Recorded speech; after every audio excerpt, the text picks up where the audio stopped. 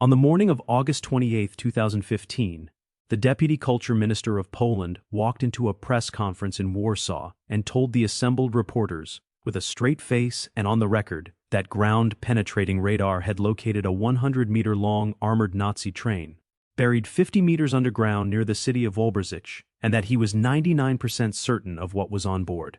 He said the source was a deathbed confession from a man who had helped hide it 70 years earlier. For the next 3 years, the Polish military, geologists from one of the country's most respected universities, and 2 amateur explorers with a German radar machine would tear apart a hillside trying to prove him right. What they actually found, and what the Polish government has still never fully explained, is stranger than the legend itself. The man who made that announcement was Piotr Żuchowski, then serving as Poland's Deputy Minister of Culture and National Heritage and the country's General Conservator of Monuments. He was not a tabloid journalist. He was not a treasure hunter. He was a senior government official with a doctorate, more than a decade of public service behind him, and direct authority over every protected historical site in Poland. At that podium, and used the phrase 99% certainty, he did so knowing that every word would be parsed by historians, by the foreign press, and by the descendants of people whose property the Nazis had stolen across occupied Europe. He had read the file before he spoke. He had been briefed by the law firm representing the 2 finders, and he had personally reviewed the radar imagery they had submitted. The 2 men behind that imagery were Piotr Koper, a Polish construction contractor from Wałbrzych, and Andreas Richter, a German pensioner and amateur historian who had been visiting Lower Silesia for years. Koper had spent the better part of 2 decades chasing the legend, knocking on the doors of elderly locals, collecting fragments of stories that had passed quietly from one generation to the next inside the old German-speaking families who had stayed behind after the borders moved in 1945. Richter brought the equipment. The KS-700 ground-penetrating radar unit they used was not a hobbyist toy. It was a German-manufactured industrial system used by mining and civil engineering firms across Europe, capable of resolving objects buried more than 50 meters deep. They were not crackpots. They were 2 methodical, middle-aged men with a system, a theory, and a printout. That printout is what convinced Żuchowski. The image showed what appeared to be a long, narrow, metallic anomaly running parallel to a stretch of active railway track at kilometer 65 of the Wrocław to Wałbrzych line, sitting roughly 50 meters below the surface. The shape, in the radar return, looked uncannily like a series of connected railway cars. Around it, the soil signature suggested disturbed ground, as though a trench had been cut, the train rolled in, and the earth pushed back over the top. Koper and Richter believed the Nazis had built a short spur off the main line in the final weeks of the war, run an armored train into it, and then erased the spur entirely, leaving no trace at the surface. To understand why a Polish minister was willing to stake his reputation on this, you have to understand what was already known to be under those mountains. Roughly 50 kilometers southwest of Wrocław, the Owl Mountains, Góry Sawy in Polish, rise out of the Lower Silesian forest in a dense ridge of some of the oldest and hardest stone in Central Europe. In 1943, with Allied bombers beginning to systematically dismantle the Reich's surface infrastructure, Hitler personally authorized a construction project so secret that even most of the senior staff who oversaw it never saw the full plans. It was given the code name Ries. In German, the word means giant. Over the next 18 months, more than 13,000 forced laborers, most of them Jewish prisoners transferred from the Gross-Rosen concentration camp system, were marched into those mountains and made to dig. They worked through Silesian winters in canvas uniforms. They worked on rations of around 800 calories a day. By the most conservative estimate, drawn from post-war interrogations of surviving SS engineers, at least 5,000 of them died inside the tunnels they were building. According to Albert Speer's own post-war records, the project consumed 150 million Reichsmarks of concrete, more than was allocated to the entire civilian air raid shelter program for German cities in 1944. Speer wrote that he could not, in retrospect, justify what had been spent there. What they built has never been fully mapped. 7 major access points are known, at Walim, Rzeczka, Jugowice, Włodarz, Sobon, Sokolek, Osoka, and beneath Książ Castle itself, where Speer's engineers cut a 50-meter elevator shaft straight down through the bedrock and carved roughly 2 kilometers of tunnels under the foundations of a 13th-century fortress. Książ is not a small building. It is the 3rd largest castle in Poland, perched on a forested ridge above the Pelchnica River, with rooms that hosted Hohenzollern princes in the 1700s and Bismarck in the 1800s. The Wehrmacht confiscated it in 1941, threw out the contents, gutted the interior, and turned the cellars into a staging area for whatever was being moved into the mountains beneath it. To this day, visitors who walk through the castle's lower levels can stand on the iron grate that covers the elevator shaft and feel the cold air rising from a hole that has never been fully descended. Speer estimated, in his journals, that 213,000 cubic meters of tunnel had been excavated by the time the work stopped. Polish surveyors working from the 1950s onward have located fewer than 100,000. More than half of Project Riese, by the only credible internal estimate that survives, is still missing.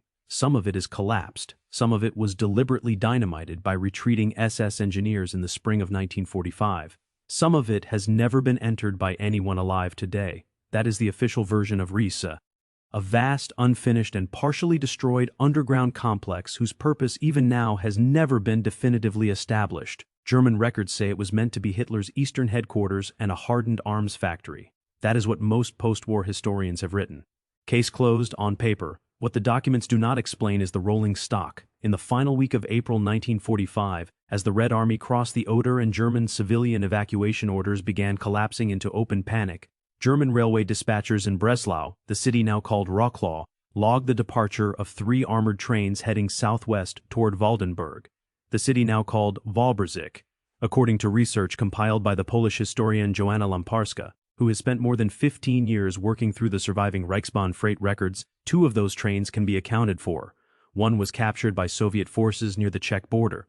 One was unloaded at a marshalling yard outside Świebodzice, and its contents dispersed before the Soviets arrived.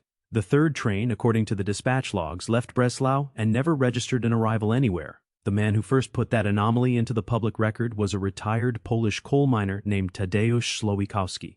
In the early 1970s, during a shift in the mines around Wałbrzych, Słowikowski was approached by an elderly German visitor who had returned to see the town where he had spent the war.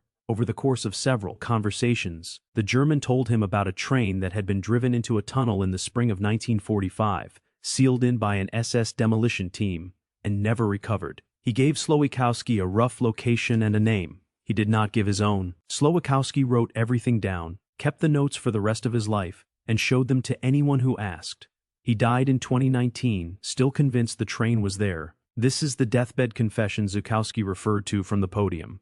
The exact details of how that confession reached the Polish Ministry of Culture have never been publicly released. Żuchowski said only that it had come through a law firm, that the source was a man involved in the original concealment, and that the information matched the radar imagery Koper and Richter had submitted. The minister appealed publicly for amateur treasure hunters to stay out of the area, warning that the train, if it existed, was almost certainly booby-trapped with explosives that had been sitting in damp ground for 7 decades. That warning, more than anything else in the press conference, is what convinced people he was serious. Polish military engineers were called in. The site was cordoned off. A 4-kilometer stretch of the rail line was placed under restricted access. And then, in early September 2015, less than 2 weeks after Żuchowski's announcement, a team of geologists and geophysicists from the AGH University of Science and Technology in Kraków, led by Professor Janusz Madej, arrived with magnetic survey equipment to verify the radar reading. What they found was the first crack in the official story. Madej's team ran a magnetometer survey across the suspected site and reported, in a paper released that December, that they could find no metallic mass consistent with a 100-meter armored train. They found anomalies, yes, but the magnetic signature was wrong. A train of that size, especially an armored one, should have produced a clean, unmistakable iron return. Madej's team got nothing of the kind. When asked at a press conference whether Koper and Richter might have been mistaken, he answered, in a sentence that was widely quoted in the Polish press, that it was human to make a mistake, but foolish to stand by one. Koper and Richter stood by theirs. In August of 2016, with private funding, the support of the Wałbrzych municipal government, and a team of military engineers checking the ground for unexploded ordnance, they began to dig. The dig lasted 7 days. They went down through topsoil, through clay, through layers of frost-shattered rock. They found no spur, no buried track, no ventilation shaft, no concrete cap, no hatch. The metallic anomalies on the radar, when finally exposed, turned out to be naturally occurring ice lenses formed in seasonal groundwater pockets within the slope. There was no train at kilometer 65. There never had been. If you have been listening this far and feeling that creeping sense that something does not add up here, that the official story has too many seams in it, you are exactly the kind of viewer this channel was built for. Hit subscribe, because we go deep into this kind of buried 20th century history every week. And the rest of what came out of those mountains is something most people have still never heard. Because the train at kilometer 65 was a dead end. What came out of the rest of Project Riese, in the years before and after that dig, is the part of the story that the international press largely stopped covering once the gold train turned out to be ice.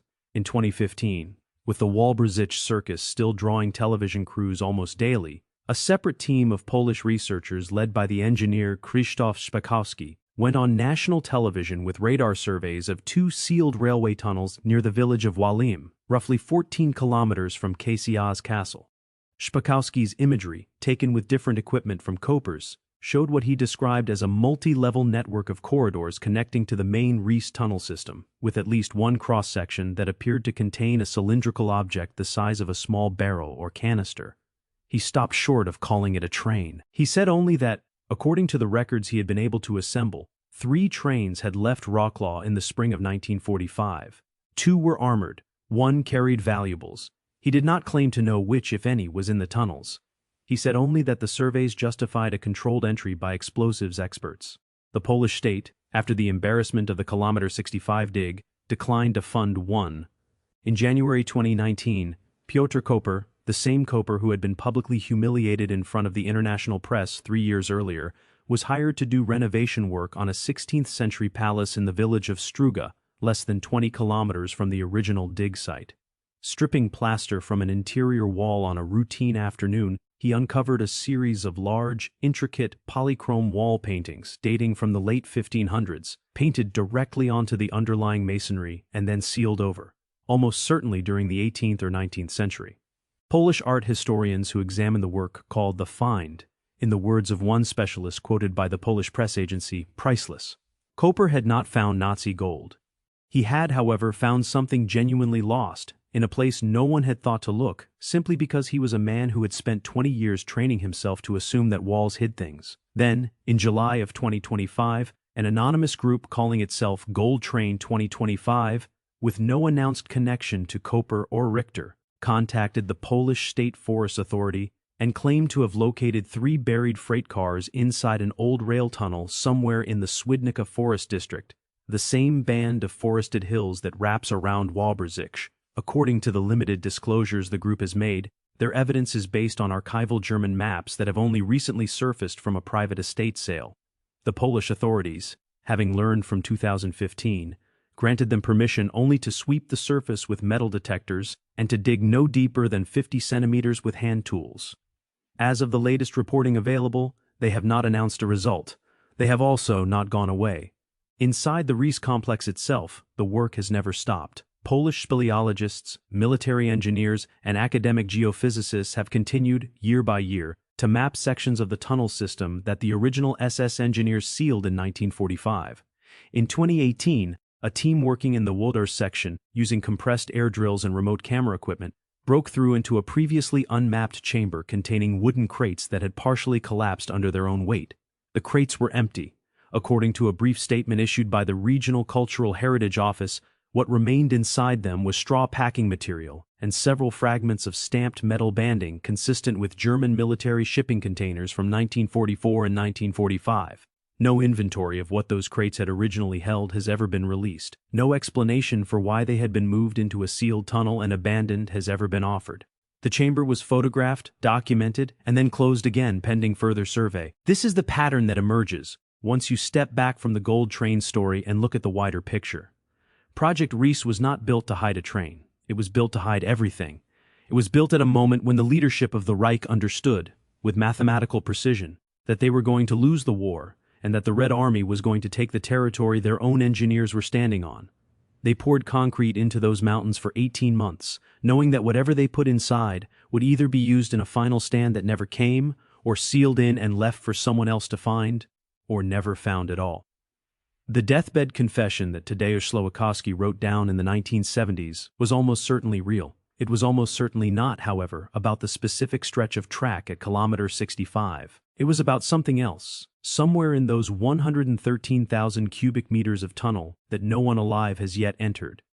There is one more piece of this story that does not get repeated often, because it sits uncomfortably alongside the cleaner gold train narrative. In the spring of 1945, as the Reichsbahn was logging those final outbound freight movements from Breslau, the SS oversight unit responsible for the Ries site was commanded by a brigadier named Jakob Sporrenberg. Sporrenberg was not a railway officer.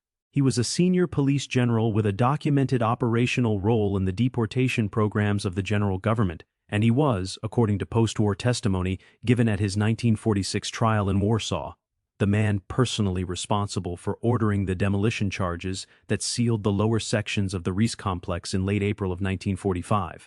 Sporrenberg was tried, convicted, and executed in 1952. Before he died, he gave several lengthy depositions to Polish military investigators. Portions of those depositions, declassified in the 1990s, refer to objects, plural, of considerable value that were moved into the tunnels in the final 2 weeks before the seals were placed. He never specified what they were. He was not, in his final statements, asked, "The Polish state knows this. The German Federal Archives know this. The descendants of the families whose property was loaded onto eastbound German freight trains in 1944, art collections from Wrocław, gold reserves from the Reichsbank branch in Breslau, religious artifacts from monasteries across occupied Silesia, all of them know this. None of those collections has ever been recovered in full. The single largest unaccounted for cash, the so-called Breslau Gold Reserve, has been valued in modern Polish press estimates at somewhere between $300 and $500 million at current bullion prices, and has never been seen since the last week of April 1945. Andreas Richter died in 2021. Tadeusz Słowikowski died in 2019. Piotr Koper, last interviewed by Polish television in early 2024, said he had not given up. He said he had simply learned to look in different places. What he did not say, and what no Polish minister has said on the record since 2015, is the simplest version of the question that all of this comes down to. If a 100-meter armored train left Breslau in April of 1945, was logged out of the dispatch yard, and never logged in anywhere else, and if more than half of the tunnel system it was heading toward has still not been mapped, where did it go? If you have a theory, write it in the comments, because the people who read this channel have more than once sent me primary source documents I had never seen before. And if you want the next chapter of the buried 20th century, the convoys, the sealed vaults, the names of the men who knew and never spoke, subscribe, because that is what we do here every week.